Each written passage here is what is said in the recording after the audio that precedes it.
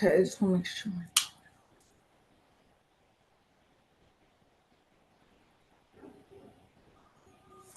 Good afternoon, everyone. I am here with the lovely Janette Burke, and I'm going to tell you all about her. But before I do, I want to tell you that I have known Janette for maybe up to 15 years, and Janette is so helpful, so willing to get out there and help other people and entrepreneurs and help them be successful, but not just help them with business, help them in any regard.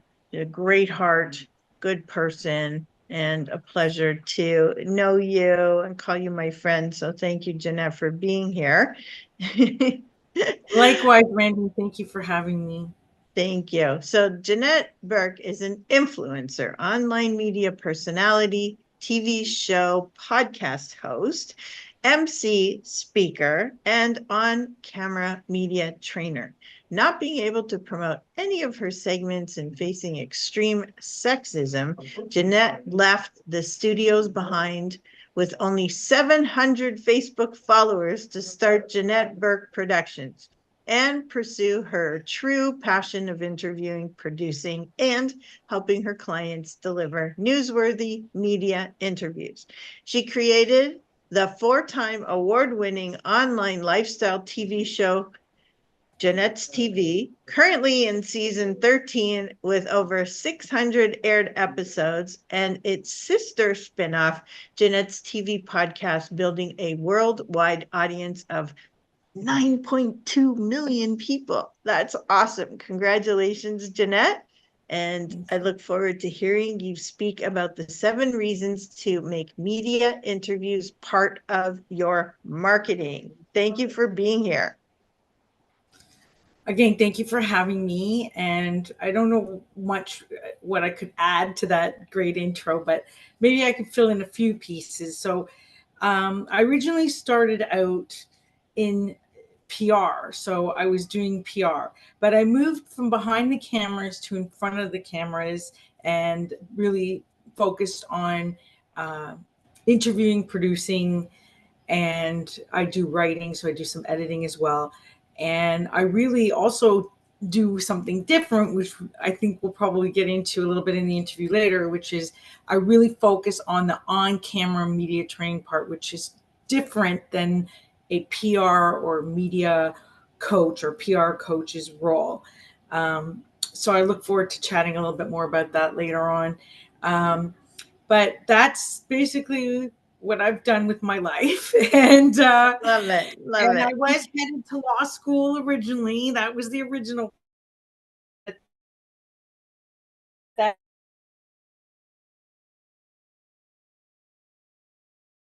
Yep, we got you myself locked a up. media player. I knew from the time I was initially to be an actress, but my parents would not have that. So I guess you could say that I found my way living my true purpose and passion by being on camera and helping others to express themselves on camera, which today you really can't avoid. There's a camera in your face wherever you go, even if you don't think you're on it, right? At the mall, Yeah. at the grocery store, your cell phone, you name it. There's a camera in your face everywhere you go. Driving, you got it. Everywhere you go, they're going to catch you somewhere. Yeah. The houses everywhere. Yeah. Yeah. Okay, so tell us, what is a media interview? Okay. So I'm glad you asked that, because a media interview really is about an exchange of it's a communication exchange. It's a conversation wherein you, the interviewee or the guest, is in interaction with the interviewer, which is typically a journalist or reporter or TV show host.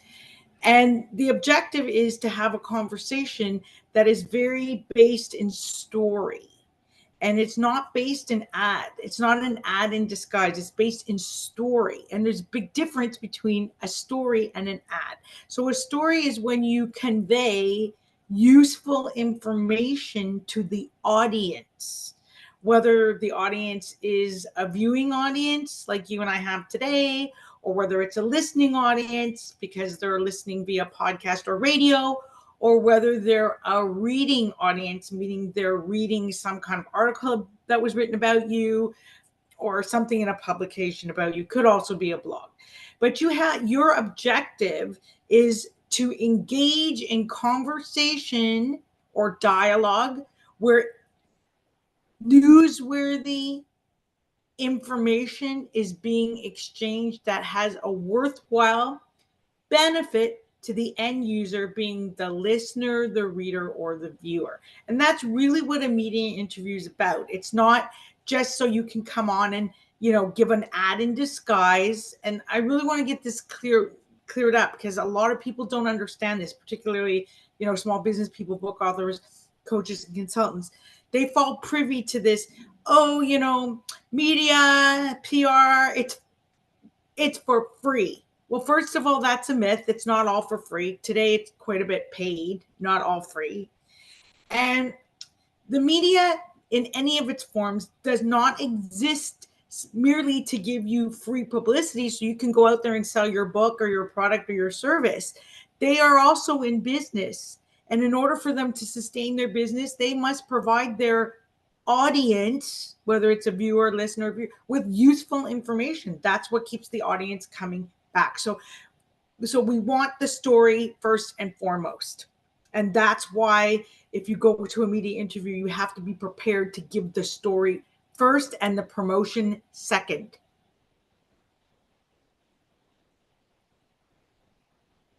Okay, love that. And great description of the question. So why should an entrepreneur, coach, consultant, speaker, or book author be doing media interviews as part of their marketing? Okay. Well, we started by calling this interview 7 ways to use media interviews in your marketing. And the reason that you should be doing it, there are the 7 reasons. We can go through them just briefly. So obviously, increased visibility, credibility, because when you're interviewed, you're getting endorsement from a media source, which is third-party credibility, which frankly you can't pay for, right? That's major endorsement. Networking opportunities, in that when you are a part of a media interview, your status is completely elevated as the expert in your field.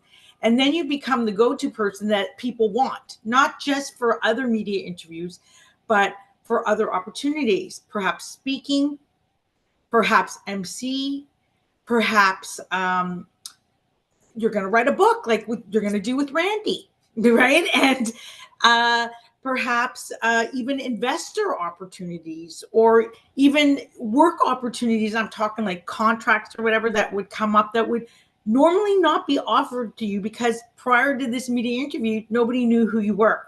And they didn't see you as a go-to expert in your field. They didn't see you that way, but the interviews made it that way for you. So there's also the fact that increased SEO opportunities or benefits, such as getting more traffic to your website, your social media, increasing all the numbers of the following on those social media, increasing your reach, your engagement. All of this contributes to added sales, added revenue. And then there's also the fact that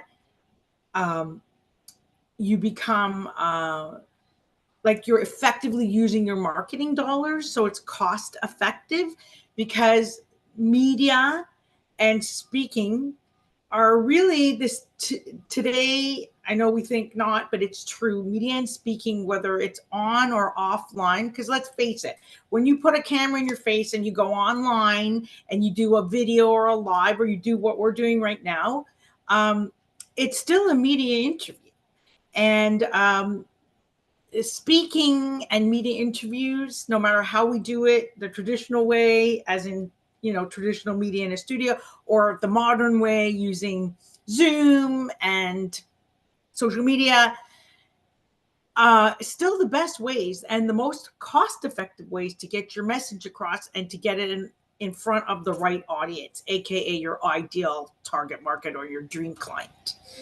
And then, there's the other benefits too in the 7. So I may have missed one or two, but I want to just say this, that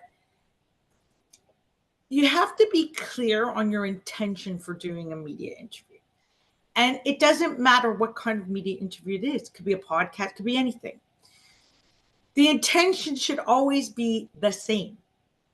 The reason to do a media interview is to seize an opportunity wherein you get to share your information with a group of people in the audience who represent your ideal client. Those are the people that want to hear that information.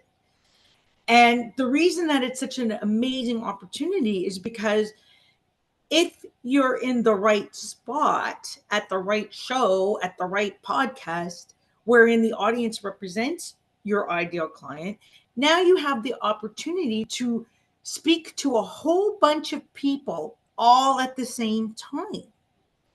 And that's so much more time, as well as, time and money are two greatest resources that we never have enough of.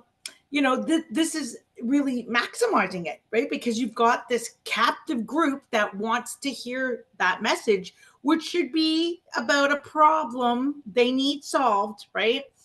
Then where else can you get that kind of opportunity? Like if you go out networking in a networking event, and of course I'm a firm believer in networking events, but you have to work the room a little bit. You're more into the one-on-one conversations as opposed to one-to-many, right? So when you're in a media interview, you are having the opportunity to reach many as opposed to maybe one potential client at a time. So that's very good, cost-effective use of your time and your dollars, right?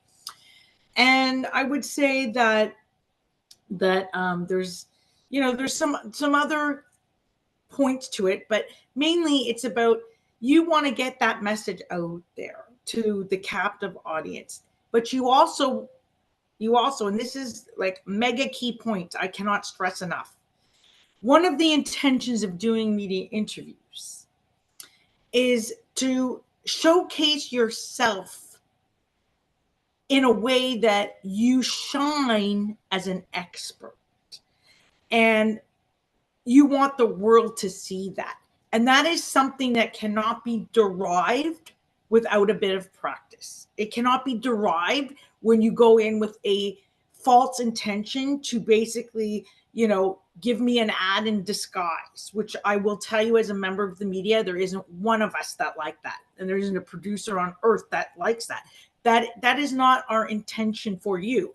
Our intention is we have coveted audience, and we have an obligation to the audience to provide them with a piece or a story or an interview that has relevant, useful information to them, not a sales pitch, right? Because nobody wants to be sold and nobody wants to hear a big fat infomercial. Maybe in this, I think the 80s or the 90s when they used to have it on late night TV. Yeah, maybe then, but that's like how many years ago? 25, 30, 35 years ago? Nobody wants that. People are smarter today. People don't want that. They want information and they want infotainment, which is information and entertainment combined. And that goes to the way you deliver it.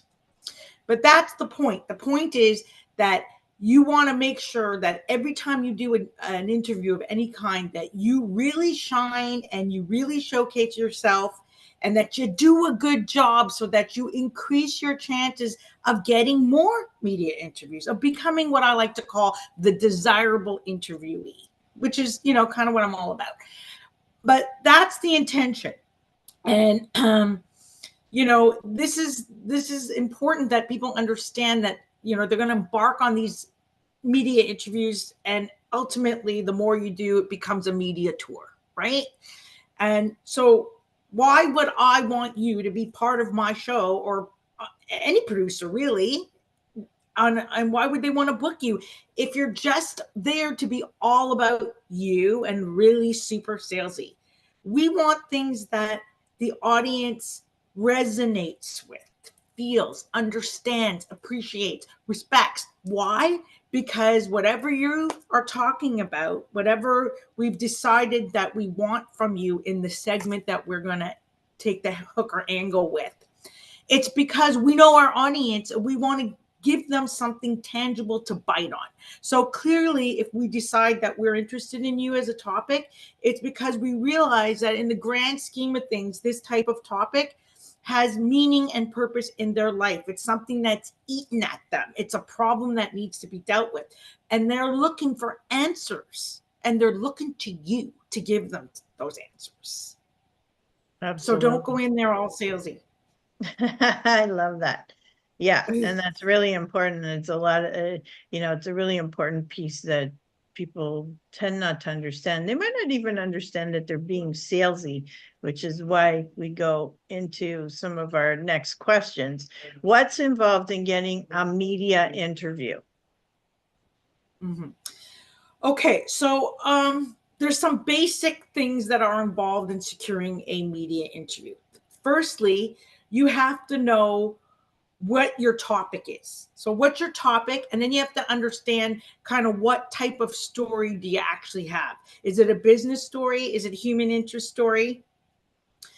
Is it a lifestyle story? Because that's basically where it's going to be one of the three, right?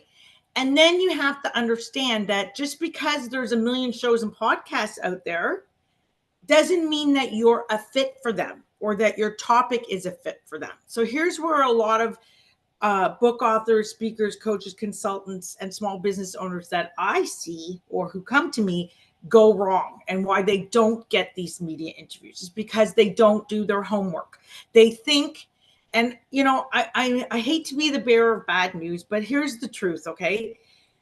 You may think that who you are and what you have to offer, the book that you've written, is the hottest thing out there, and that's your ego. But you have to break it down and really get clear on, okay, who is my story for? What type of media would be interested in telling the story? You can't just choose media because they're there and you think they have an audience, because it's not about that. Because you need to find the right media for your audience, the people that are the ones who should be hearing this story, the people that would represent your ideal client. And they're not going to be in every audience. So you need to find the audiences first. So therefore, you need to research and find out, okay, is this show really a fit for me? And the way you do that is to go back. It's very easy to find out. You can Google anything today. You go and you see what kind of episodes they're covering, what type of guests they're featuring, and what type of questions they're asking. So you can get an idea or a feel, is this really a fit for me, right? And then you can start making a short list of potential media to contact based on which is a fit and which isn't a fit for you, because you don't need to be approaching everyone. In fact, it's not even a strategic move to do that. Remember, this is marketing, people. You have to have a strategy here. So we need to have the right TV shows, the right podcasts, the right blogs, the right publications, the right newspapers, the right online stuff. All of it has to be strategically aligned. So look at who are they serving in their audience, what type of guests do they feature, what type of topics do they feature, and how do you fit into that? And don't go in there with the idea, oh, well, this show, I want to be on this show because it has a ton of audience. That is the wrong idea, okay? It could have the most, like it could have, I don't know, 10 million audience, for argument's sake. But it's not going to benefit you if 10 million of those audience don't give one iota about your message, right? You have to make sure that there's a fit there, right? And then you got to be kind of realistic, because when you go on a media interview, the entire audience is not going to become your customer. It's just not going to happen. You have to shoot for a percentage. There's a formula involved, and the formula is easily explained. What you really want to do is you want to capture the attention of about a third of the audience and get them to take the next step with you so that you can eventually work them up to becoming a client. Probably because you're not going to go from, hey, they just saw you being interviewed for like under 3 minutes, because usually that's what you're going to have, 3 to 7 minutes if you're lucky, and go from that to instantly being your client. It may happen in a rare case, but really that's the first touch point, and they're going to need a few more touch points. So your goal is to get them a portion of the audience interested enough to take the next step with you. So you want to make sure that you have it lined up when you're speaking, that what that next step would be. It could be you want them to join your mailing list or follow you on your social media page or claim your giveaway or whatever it is. That's the next step. The other thing is to be what's involved in a media interview is, so we've kind of, had the myth, the reality busters, right? So now the other thing is you have to know how the media works and how to approach them. So contacting them and saying, hey, I have this great story, I need to be a guest on your show, and being all like that is a massive turnoff, and it's not going to work. I can tell you right now, it happens to me every day, and I can't stand it because I know that person does not know one iota about me or my show. It's pretty obvious that they just want to be part of my audience and they want to use my audience or borrow my audience. But there has to be a win-win situation here, right? I don't want to just be used for my audience, nor does any other media. We want to have a win-win situation where we both benefit and we both have an opportunity to sell or make money. So I would say go about it the right way. Learn how to pitch. And what does that mean? It means, okay, let's find your story. Let's find that hook or angle that is going to be sellable or of interest to the particular shows and publications and podcasts and broadcasts that would be of interest to it. And then you need to prepare a document called a media pitch letter. This is what's used today. Forget the press release. It's a thing of the past. So you need to create a media pitch letter, and it has to be done in this particular way where right away in the subject line, it's pretty evident what your topic is and what you're going to be speaking about and why it's of interest to the audience, right? Don't just pitch me. Tell me what's in it for the audience. That's what we're looking for, because we have a commitment to serve our audience's needs first and foremost. And then, this media pitch should be like 1 page ideally. And, it should talk very little bit about you, because it's really not all about you. You get that shameless promotion at the end. It's more about what is it that you're bringing to the table that's of benefit to the audience. That's what we want to see. When that's clear, and you can also show me that you know a little something about my show or anybody else in the media about their shows, that's when you stand a greater chance. And then it's all timing, right? You have to know about the timing, the cycles of when and how to pitch. So every year there is certain things that are going to be covered. So we got February around the corner here. Valentine's Day is a big one. You want to maybe tap into that. You got to know the cycles. You can get information easily on the cycles. You can go to their websites and download things like their media kit. Each publication has a media kit. Each show has a media kit. And they will show you what they're going to cover per month. There's some standard stuff. You can tap into that, and then you can start planning how you're going to pitch yourself or where you might fit in. Maybe it's March 8th for International Women's Day, a woman's show type of thing.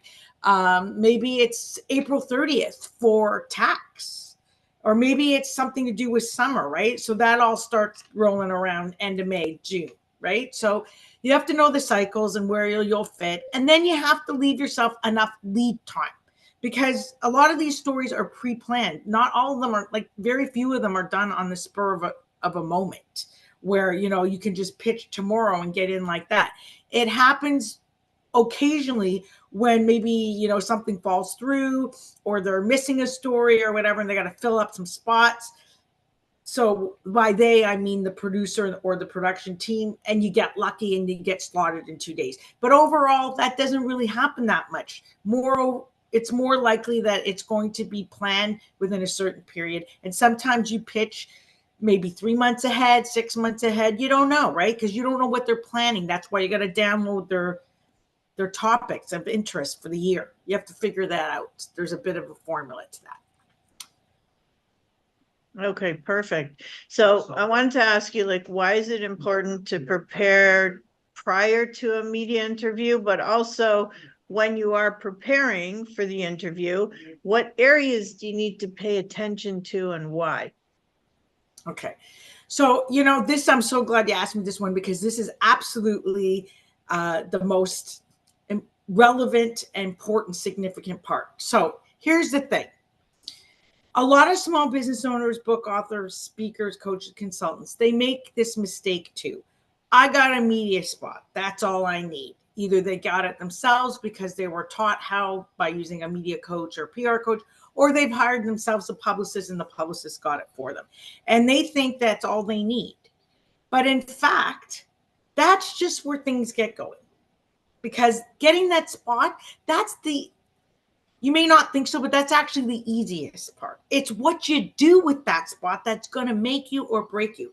It's going to be the way that, like, media is going to be looking at you to book you time and time again, versus being what we call in the industry the one and done. And what's the one and done? That's the person that gets one media interview and never again, because they were so bad and they blew it. So I'm really against not preparing for media interviews. I'm really against winging it. And there's a few reasons why. Number one, you're going to be assigned a time slot. And I told you, if you're lucky, it's 3 to 7 minutes on a good, like a high-end show. And you have to make the most of those 3 to 7 minutes, because they're going to go by like that. Now, you want to get a message across, but you also want to keep control of the interview, because it's very easy for that not to happen. It's more likely that the interviewer will take control of the interview and possibly lead you off down a rabbit hole, right? Where you're being misquoted, you're taken out of context, or what have you. And that's the worst thing that can happen to you, because that'll blow your credibility in like seconds, right? Which you don't want, because you want the audience to lean into you and take that next step with you. So you got like 3 to 7 minutes. You don't know what's going to make air, because you don't have control over editing, right? And it's different. Like, it's different than when you go give a speech, because with a speech, you may have the time, but you also have the control. And so the thing is, and again, hate to burst the bubble, but not everything you have to say about your message is actually going to be all that interesting. And it's very easy to get into what I like to call verbal diarrhea, because we're all really passionate about what we have to say and what we have to offer. And we think that every word that falls out is like pearls falling on the floor, and we want to soak it all up. But the audience doesn't want that. And what is really important is that you pay heed to the producer or their staff when they tell you, okay, this is what we want from you.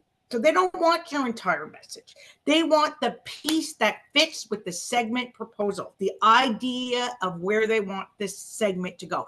And then you got 3 to 7 minutes to make the most of it. And you have to know what you're going to say, because again, you don't know what's going to be edited, what's going to be cut out, how it's going to, you could be cut off mid-sentence. You got to get it out. And in order to be able to do that, you need to really focus on your message, but pieces of the message that fit that segment idea, and or also referred to as a storyline. And then you need to talk in sound bites, because these sound bites are like 90 seconds or less.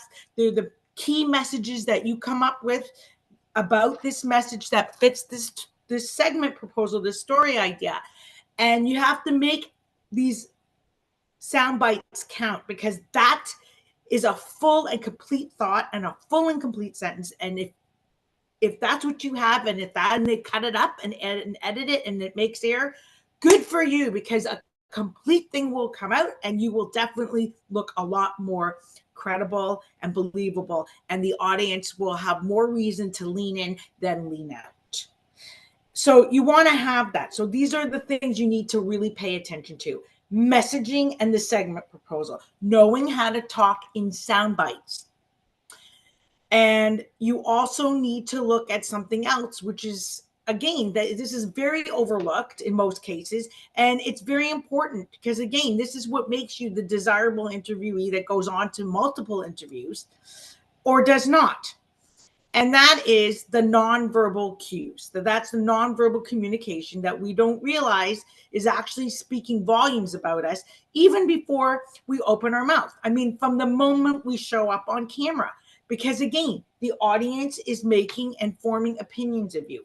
They're deciding, do they like you or not like you? Are they leaning into you or are they not leaning into you?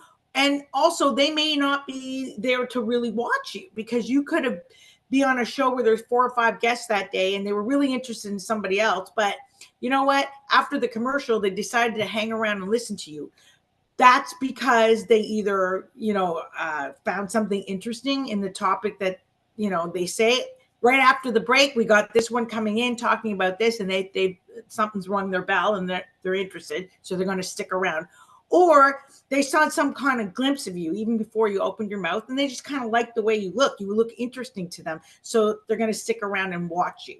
So you got to really watch those nonverbal cues. Now, what does that mean?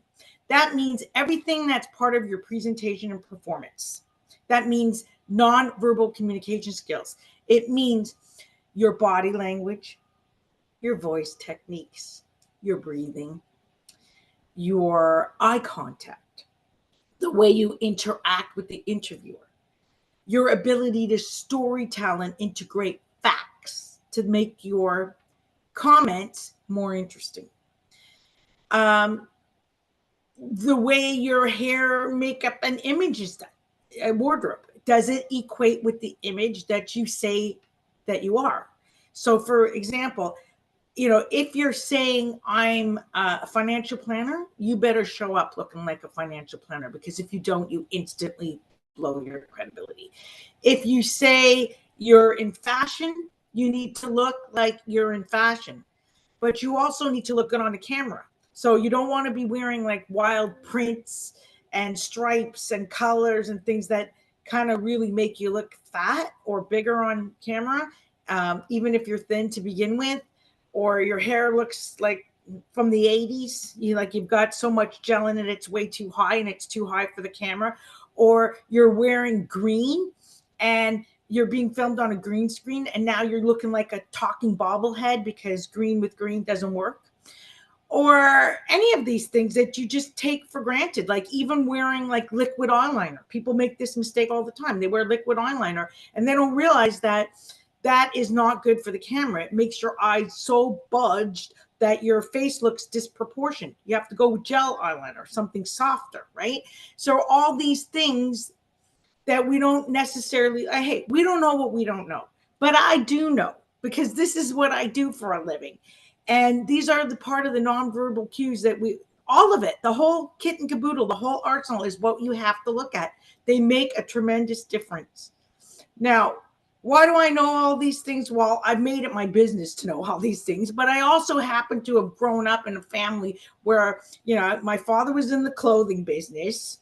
So clothes and fashion, huge part of my life. And my mother was a makeup artist. So that's also a big part of my life. I watched her doing makeup on women in our house and aesthetics since I was like, I don't know, 4. And I myself was into makeup by the time I was 11 to 13.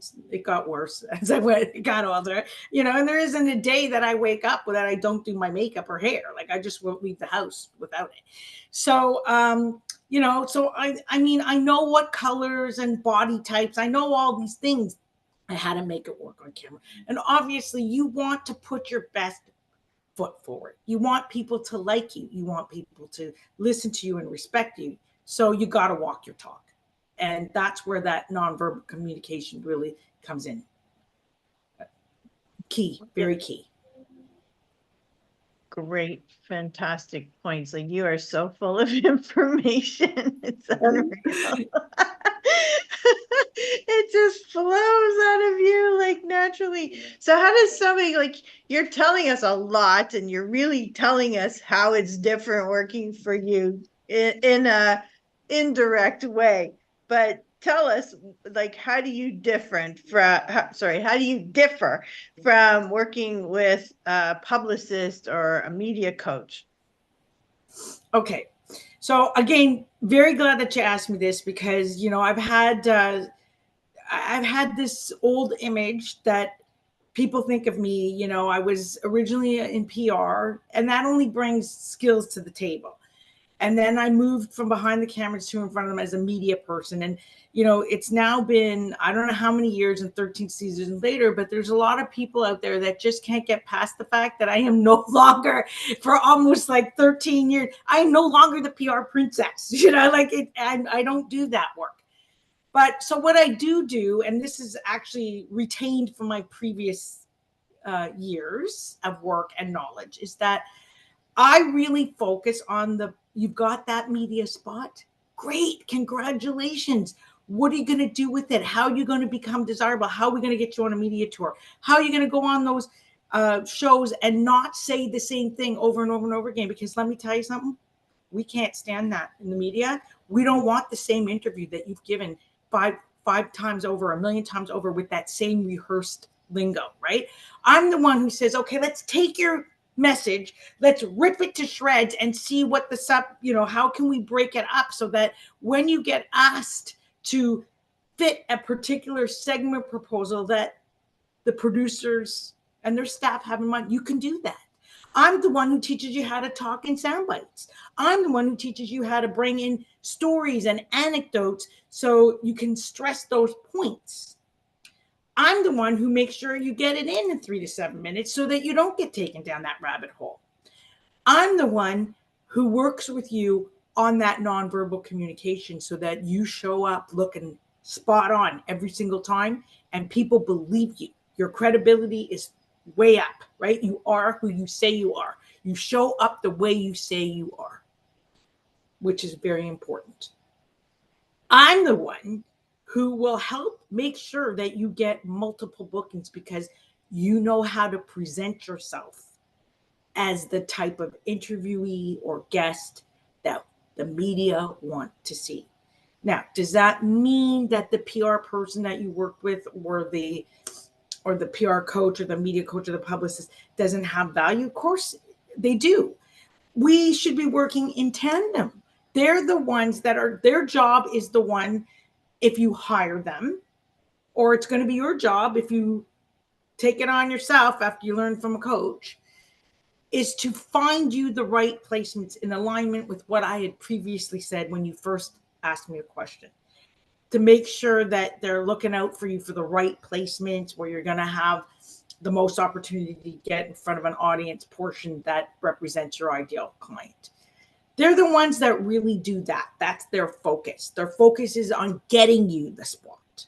My focus is on, great, you got a spot? Congratulations. Now, what are you going to do with it so you don't blow it? Because it's a golden opportunity. And if you blow it, you ain't never going to get it back. And worse, so the footage is around today, okay?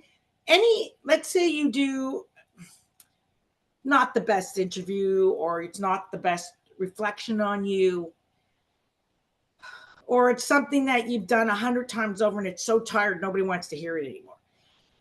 Here's the thing, it's going to be around because a lot of these things are posted online. Let's face it. I mean, they are, and they're not coming down. So do you want that around about you? Do you want, when we get potential interviewees in and we go research them out and we see that they're doing the same thing over and over again, that this all they seem to know how to say, and they don't really look their best, they really talk their best, and they're really not the best interview, like they're like pulling teeth and you can't wait for it to end, forget it. You're not going to be the top choice. Now, it may be that you're thinking to yourself, but I'm getting tons of yeah, where are you getting the interviews? Because there's a formula and there's a it's like a pyramid, a hierarchy in how media works. So initially it's like you got to build a portfolio. So initially you're going to start, local shows, maybe local podcasts. And maybe they're not the biggest, maybe they don't hardly have any audience. Maybe being a part of that show isn't all that hard because their criteria is not all that stiff, or it's not the same as when you start moving up to national and then international. And you're looking at traditional TV with a huge audience, let's say something like in Canada, like breakfast television or The Social or the morning show, the morning shows, or if you're in the United States, because let's face it, I work with a lot of American companies too. Good Morning America. The standards get higher every time it goes up a notch.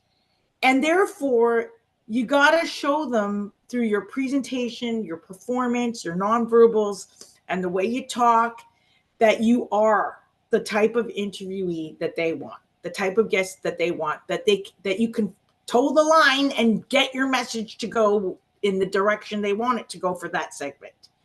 And if you can't do that, they'll just move to the next person who can in your category, right? Because as I said before, the commitment is to the audience. And how do they make money? They make money from the audience. They also make money from the sponsors. That's how they get money in, right? They get money in from the sponsors. And sometimes they also get money. And this is reality today, people. So, I want to make it clear that media interviews, they're not all free. Somewhere you're going to pay the piper. If it's the publicist who's you're paying so they can get it for you. But even then, there's a difference between earned media and paid media. And today, with what's going on in the media world with shrinkages and what have you, you see a lot more paid than earned. Okay? Like, look at the show Things to Know in TO. It's owned by Bell Media. Those are all paid spots, all of them on that show. And so you have to say to yourself, okay, I'm going to have a budget for this. But, like somewhere along the line, the piper has to be paid. And the media too have to earn money because they're in competition with themselves. And there's only one way they can make money. They have to make it through advertising dollars, which is sponsorship, or they might have an interview package as well. It's very common today. It's not unheard of. It's just the way it is. And if anyone tells you differently, they are lying to you. And Randy, you know me for a long time. If there's one thing that I am not, it's a liar. I'm a straight shooter. I tell it like it is. No, straight to your face. I don't want you embarking on something and laying out capital for, on a pipe dream based on BS or being promised a bunch of placements, this, that, and the other that may or may not happen today. And wow. I definitely want you to be prepared, because if you're not going to be the chosen one. And you're very passionate about it. Very passionate about it. I love it, because you need to be passionate about what you do. So I have a question for you, because you're talking about sponsorship. And I know that a lot of people who have their own shows are always looking for sponsorship. And even like mainstream television shows, TV ads, commercials, anything like that, those are all considered sponsorships. Like, that's how they keep things rolling. So absolutely, individuals and professionals like yourself, whether you have a major mainstream television show or not, other platforms, and maybe not quite as large, you're looking for the same kinds of sponsorship. So can you tell us a little bit about what kind of sponsors do you look for your business? And, what kind are they? What are, tell me the different levels of what types of sponsorship you would be looking for, because maybe somebody out there in the audience would like to be a sponsor in your show. Okay, so this is a very good question too. And again, this is where a reality check needs to be put in place. So I understand that, there's various types of podcast shows, what have you, with different audiences size, and we all have to start somewhere. But we also have to be realistic. So in terms of sponsors, um, you should come up with different packages and different levels, because you're the chances of you getting a national brand sponsor as a very small show are not all that realistic. So I'll just tell you kind of like how a little bit of how I do it, since you asked, and then maybe it would serve as an example as if others want to follow suit. So I have a very high level sponsorship package.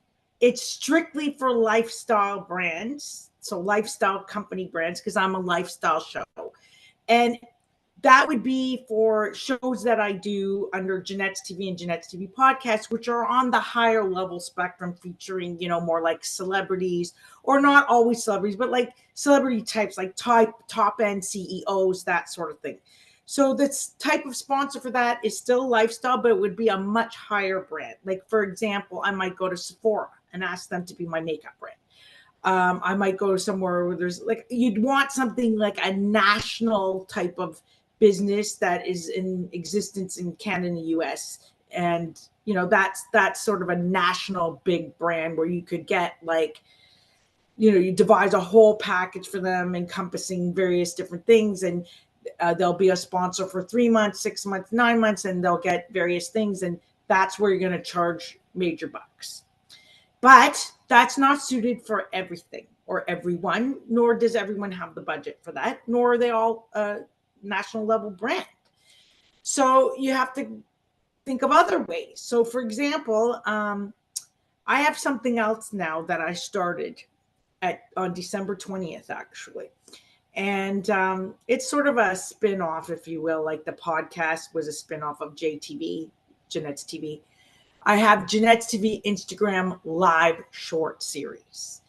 And that really is geared towards book authors, speakers, coaches, consultants, small business owners. It's a different series. So it doesn't have the same audience range. That my main thing is 9.2 million, but this JTV Instagram live short, which was a pilot project, was only ever set up to reach 2.1 million, a portion of my audience. So it's smaller. So the sponsorship for that wouldn't be as high of a price. So here's some things I do for sponsorships. So there's different types of sponsorships you can do. I do some in trade. Like, for example, I have a hair sponsor. They do all my hair, blow dries, color, or whatever. I have a deal with them in writing in paper, X amount of dollars for X amount of dollars. I have actually 2 clothing sponsors that outfit me, same sort of deal. Then I have another paid type of sponsorship for the JTV Instagram Live. We do like little lifestyle tips, and they're the sponsor of the tip. So these are different ways to do it and different price points. Okay. In answer to your question. Perfect. Thank you. Thank you. So if people want to get in touch with you, how can they do that? Well, I'd love for them to get in touch with me to do some on-camera training with my course, or I also have a one-to-one offer. I have an interview package, and I have different sponsorship packages. And it's really simple. You can go to my website, which is www.janetteburke.com, and I'll spell it because Janette isn't spelled like everybody would think. It's JANETTE BURKE, JanetteBurke.com. And there you will find under contact a form that you can set up a time to get in touch with me. You can have a call or what have you. I'm available on every single social media platform you can think of, and there's a DM in every single one of them. Just look up Janette Burke or Janette's TV, JANETTE, or Janette's TV, JANETTE 'S TV, and you'll find me. And reach out, and I'll reach back. Love it. Well, you've provided some really incredible information and insight as to, why to do media interviews, how to prepare for them, the importance of them, and so much more. That's fantastic. Thank you. I know you've enlightened myself, but you've enlightened our audience as well. So thank you for that. And I look forward to people reaching out to you directly so that they can get the help that they need in order to get the exposure for their business that they really need to have in order to take their business to the next level. So thank you so much for being here with us today. Thank you again for having me. I absolutely love what I do, and I love sharing valuable information that can truly help others, thought leaders, experts, what have you, grow. And that's what it's all about. You have a voice, be heard. Totally agree with you. Okay, great. Thanks, Janette, for Thank being you. on.